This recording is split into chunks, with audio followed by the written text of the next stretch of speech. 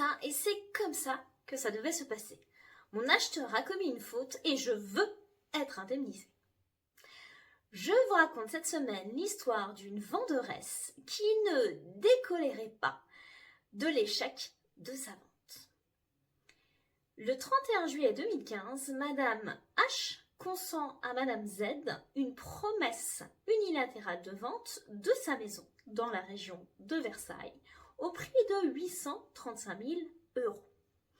La vente est conclue sous la condition suspensive d'obtention par Madame Z d'un prêt d'un montant maximum de 100 000 € sur 15 ans au taux de 2,2% hors assurance avant le 30 septembre 2015.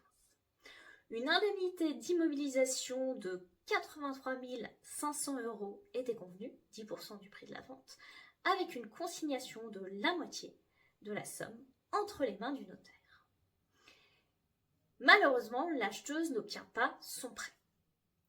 La venderesse l'assigne alors devant le tribunal en paiement de l'indemnité d'immobilisation. Le tribunal lui donne raison et condamne l'acheteuse à lui verser l'indemnité d'immobilisation de 83 500 €.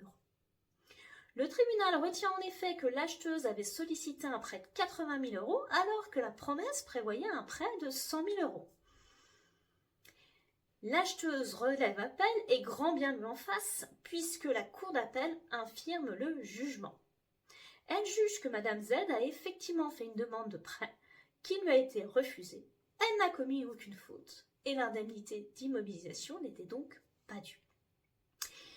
Mécontente, Madame H forme un pourvoi en cassation. Elle soutient deux arguments.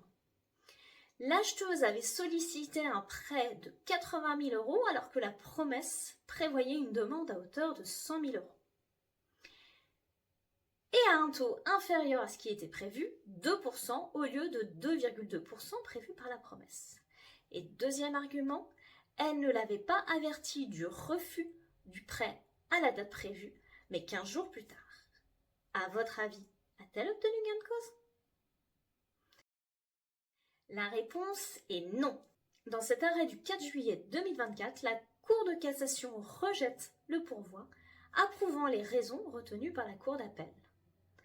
Le montant indiqué dans la promesse de vente était un montant maximum.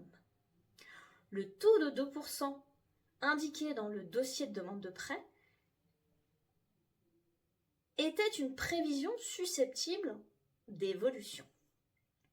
Et enfin, le délai prévu par la promesse était le délai à partir duquel la venderesse pouvait mettre l'acheteuse en demeure de lui répondre sur l'obtention ou le refus du prêt.